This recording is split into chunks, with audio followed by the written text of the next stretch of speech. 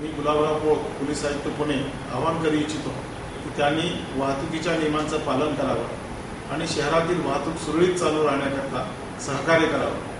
विशेषतः वाहन चालवताना सीट बेल्टचा वापर करावा. त्याचप्रमाणे वाहन चालवताना मोबाईल फोनवरती कुणीही बोलू नये आणि पोलिसांच्या सूचनास सहकार्य करावं, जेणेकरून त्याचा फायदा आपणासही होईल आणि पर्यायाने अपघाताचे प्रमाण कमी होईल.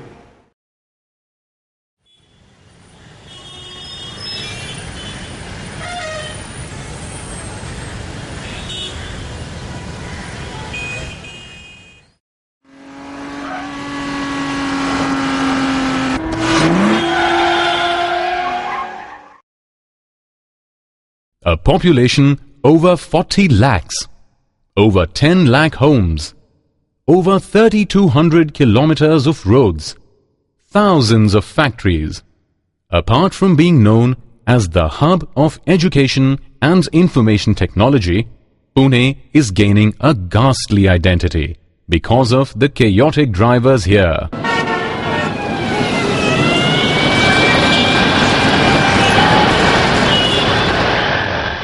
In this fast developing metro city, several shameful instances keep occurring here every day.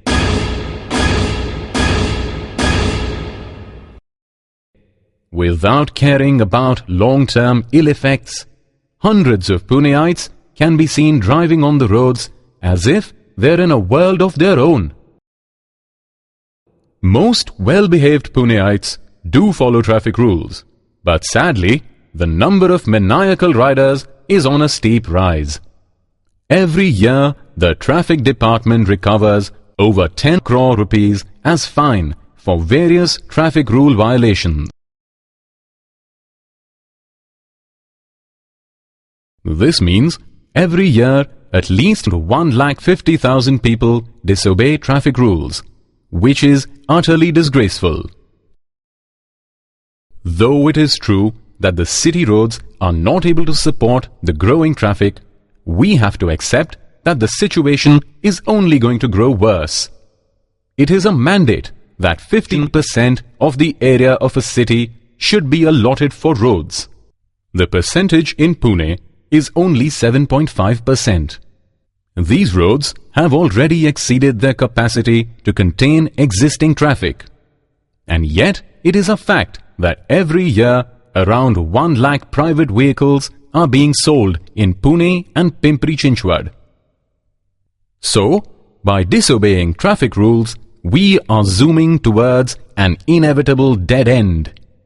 The spending capacity of people is increasing, and knowingly or otherwise, this is leading to recklessness. Comfort, ease and affordability have resulted in an alarming number of people going to office in four-wheelers. These four-wheeler owners drive around with windows drawn up and ACs on. But don't they realize that in doing so, they are occupying road space of 4 two-wheelers and adding to the problem? Though that is the case, very few citizens show the civic sense to shut off their engines at traffic signals. And the only reason they have is, we can jolly well afford it. They need not be concerned about the loss to the nation or the environment, but at least they could entertain a selfish thought that they are unnecessarily burning away their own money. For the sake of an example, a person driving from Kothurud to Nagar Road, Kharadi has to cross 20 to 24 traffic signals. At some signals, they have to wait for 2 to 3 turns. If the car is a 1200 to 1500 cc vehicle, and if it has to wait at signals for approximately 25 to 30 minutes, then each car is burning away 800 milliliters of fuel unnecessarily, which is 50 rupees of excessive expenditure to the owner every day, which adds up to 1500 rupees going up in smoke every month. So, if we get into a habit of shutting off the engine at signals where the halt is more than 15 seconds, it means getting a lifetime provision of milk for the family absolutely free. But what's 1500 rupees to a person who earns 70 to 80,000 a month? We should realize that this is our recklessness. Diesel car owners should be all the more careful. It is an unpardonable crime if they are using this subsidized fuel in such a senseless manner. It is an injustice on the rest of society.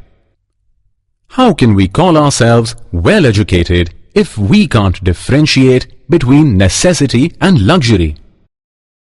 Just like the car owners, the recklessness of motorcyclists is hazardous. Stopping bikes on zebra crossings, driving against the traffic in one-way streets, jumping traffic signals, talking on cell phones while driving, wearing headphones and listening to music while driving. We see such outrageous things rampantly.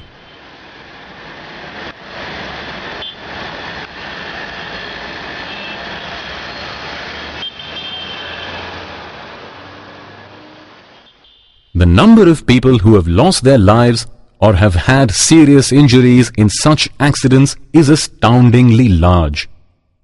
The patients who are meeting accident is absolutely on the rise. Every day at least 8 to 10 patients they meet with accident.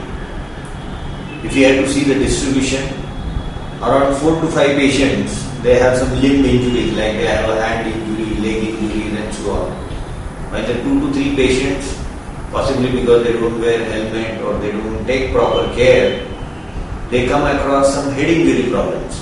If the spine is injured, like if there is a problem in the neck area, or if there is a problem in the back, there is a very high chances of paralysis after the road traffic accident. प्राप्त परिस्थितीमध्ये वाढते अपघात आपण पाहिले तर पुण्यामध्ये 458 पैकी 215 लोक गेल्या वर्षी हेल्मेट न घातल्यामुळे मरण पावले आणि 152 लोक रस्ता ओलांडताना मरण पावले. बॉम्बस्फोट झाल्यानंतर आपल्या काळजामध्ये धस्स होतं किंवा आपण घाबरतो, पण मोठ्या प्रमाणावर जीवितहानी अपघातामध्ये होत असताना सुद्धा आपण गांभीर्याने पाहत नाही आणि ही खरोखरच काळजी करण्यासारखी गोष्ट आहे. वाहतूक नियम हे आपल्या सर्वांच्या सुरक्षेसाठी आहेत. ही गोष्ट सुद्धा आपण सर्वांनी ध्यानात घेतली पाहिजे आणि आपल्या सुरक्षेसाठी आणि इतरांच्या सुरक्षेसाठी वाहतुकीचे नियम पाळणं आवश्यक आहे.